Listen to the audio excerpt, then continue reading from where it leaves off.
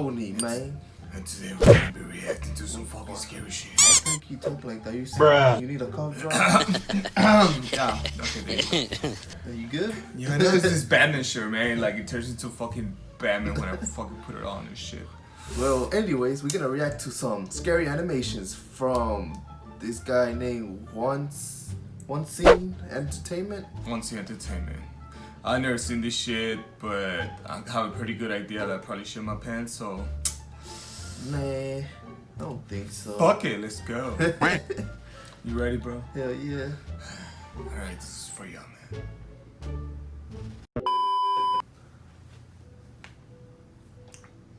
There's a building that has a parking garage with a bicycle parking area on the lowest level that me and a group of my friends like to hang out at and skateboard. I called up my friends Jordan, Dorian's a guy's name, Jalen, too. and Aditya one Sunday to ask if they wanted to go skateboarding with me at the garage. They all agreed, so we met up at my house and rode our skateboards and longboards through the unkept paths between the apartment buildings and arrived at the garage. We waited for a car to drive in and set off the sensor to open the garage door. Then we tailgated in. When we got inside, we rode our boards around, just practicing some skills.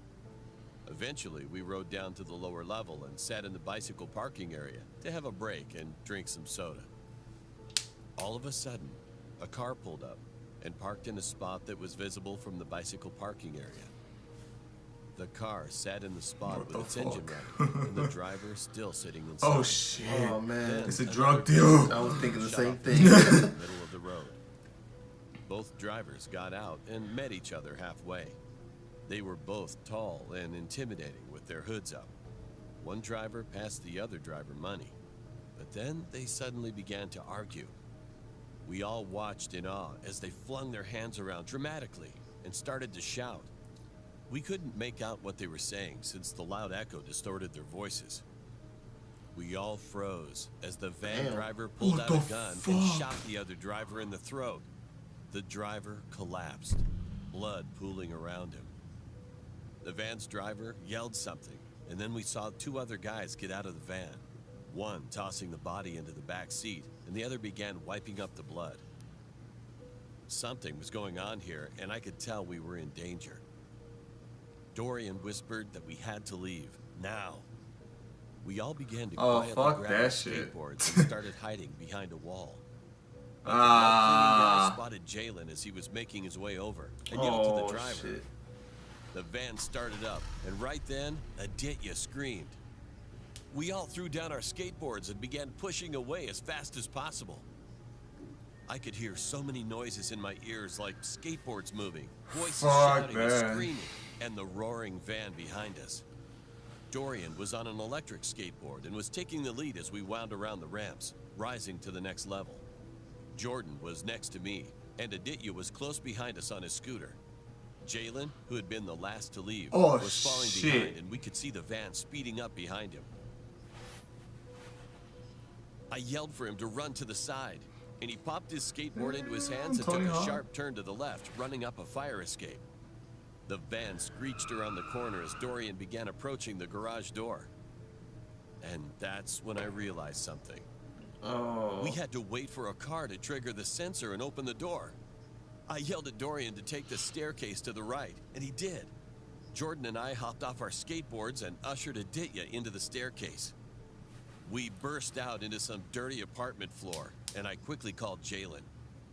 He picked up and told us he was outside the apartment building by the main road. We held our skateboards and ran through the apartment floor until we found the fire escape. Then we managed to run outside and met Jalen, where we called the cops. After the cops arrived, they started to search the parking garage.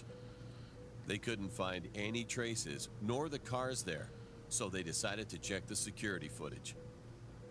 The footage revealed the van's license plate was covered with duct tape, but they did catch the license plate of the car of the driver who'd been shot. They said they'd keep us updated and gave us a lift home. Since then, we've never seen the van again or gotten any important information from the cops.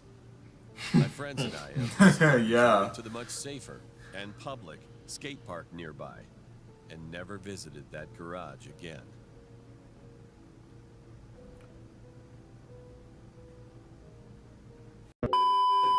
Well, that wasn't that bad. I told you. You're Wasn't that shit bad. in my pants, man. Farted a little bit. So, if you want us to react to more scarier stuff than this, comment down below. Yeah. Recommend us anything. For I want to get scared, like, I want to fart. I want to fart. Bruh. And you get so scared you fart.